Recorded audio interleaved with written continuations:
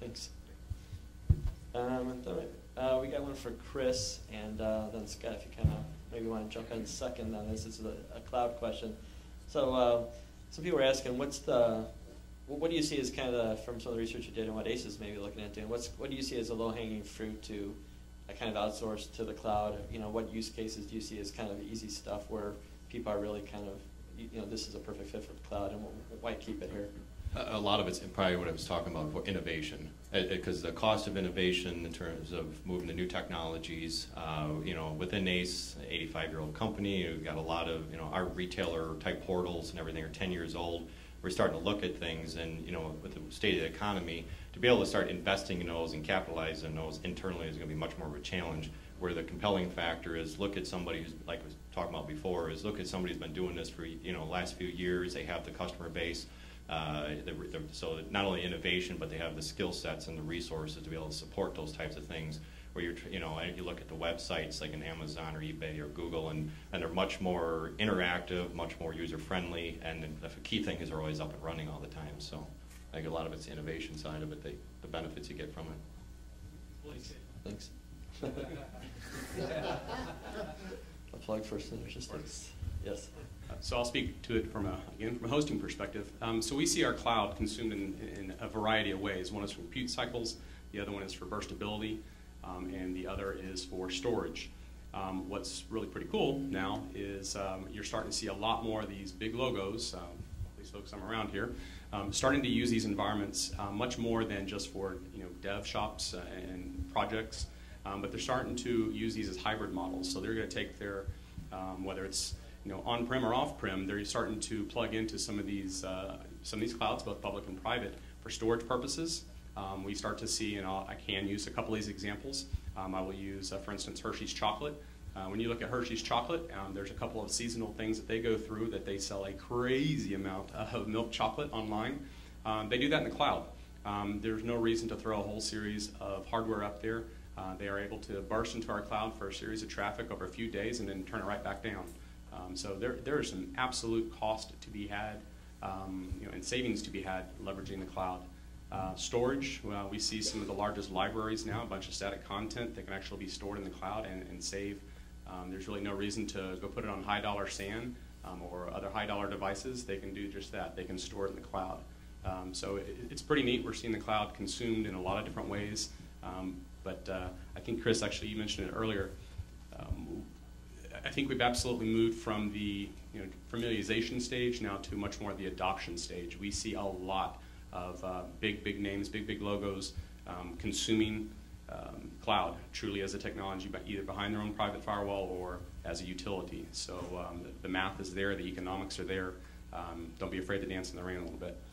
Steve, how much are you seeing the new technology enabling some pretty big initiatives, but customers coming back to you and saying, look, we don't want to take on another life cycle, figure out how to DR, figure out how to put the offset right? Because every new technology, you have to figure out the redundancy, the DR. Sean and I, we certainly went through that at Aon. I want to hear from you on that too. But Steve, how much of an issue is that, and how much are big clients coming to you and saying, hey, can you find a provider that can manage this piece and just get rid of it? Pretty common. I mean, so the common theme that everybody here knows is we're all being asked to do more with less. Right.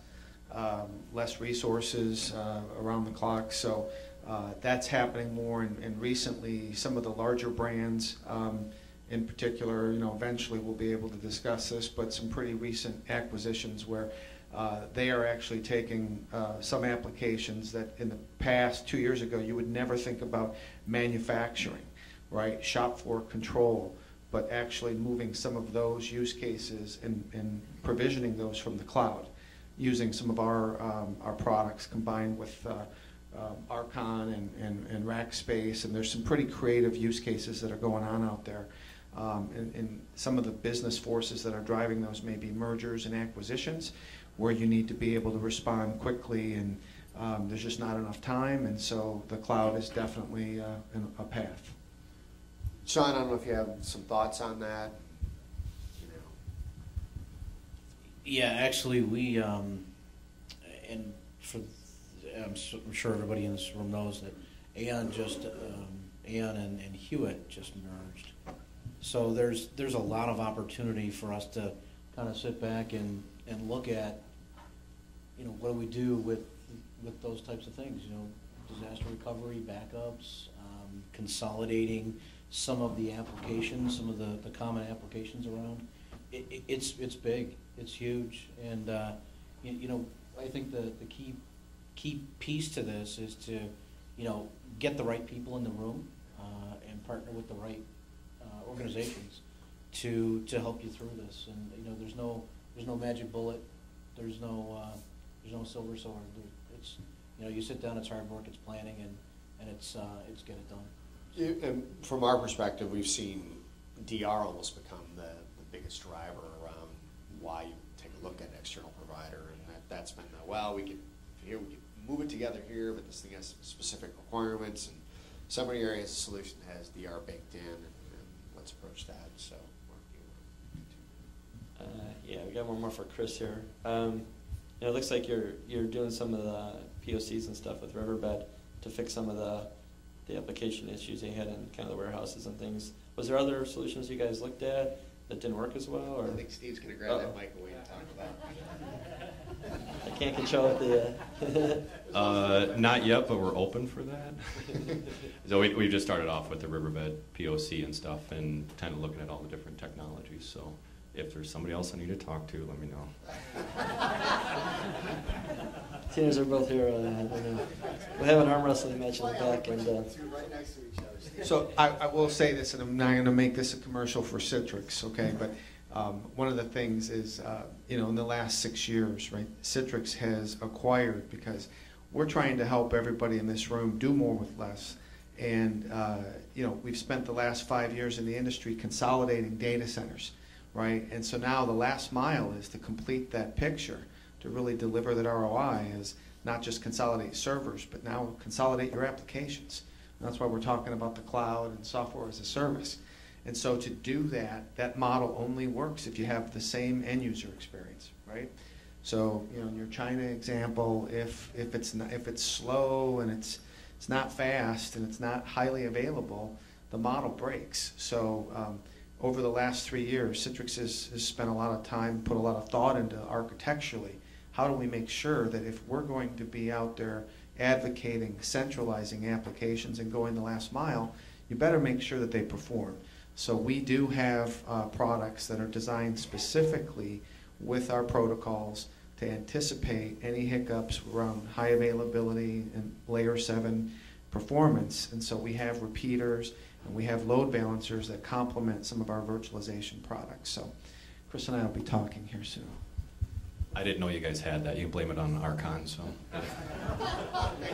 They're my brain. I'm just telling them, now we talked to them about it. Thanks for throwing me into the bus. We all have to deal with competitors. So I got a couple more questions that we got here, but has anybody else come up with any questions in the meantime? Did anything spark any interest with anybody, or should we keep going? Oh, there we go.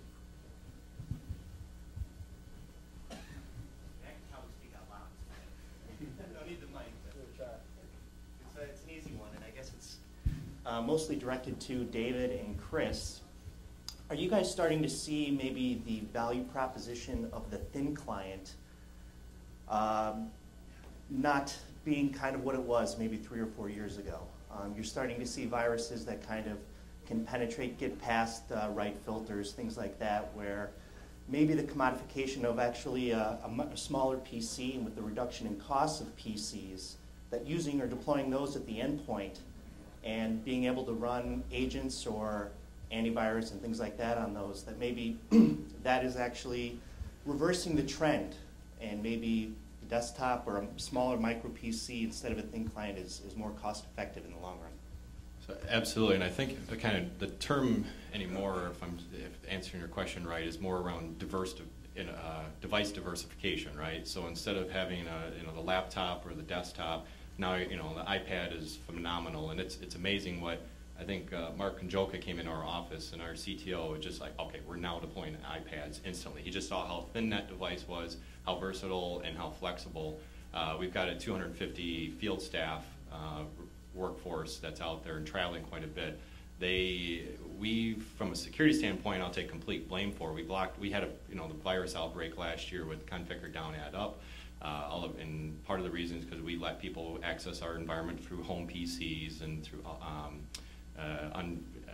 their own personal, bringing their laptops in. So we locked all that down, moved away, and that also hampered our field staff because now they have to use one laptop and use our web filtering software to keep the viruses out and the spyware. And we're looking at how we've moved the pendulum over from a very open, flexible environment that can do their job, but yet we're getting hit with viruses and costing us more money in the back end.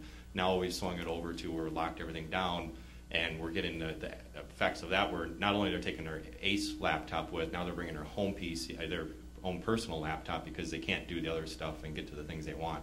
So we're looking at, to your point, is looking at those things as a thin client, using more of the Citrix and virtual technologies so they can access the business applications, but also do the things that they need to do on the road.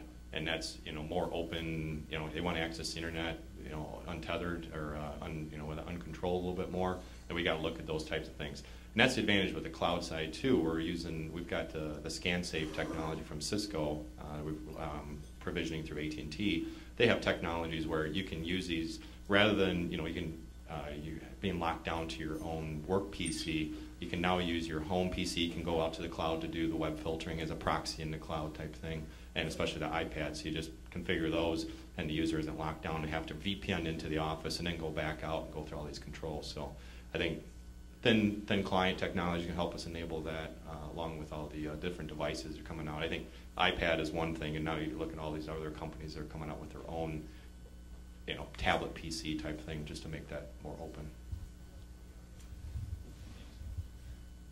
Just to add to Chris's point, most of it's also based on your business process, right? So you start looking at, you want to start at a high level with non-persistent or persistent environments, and then you can start looking and say, based on your business unit, your vertical, and your environment, what is the needs of that particular group?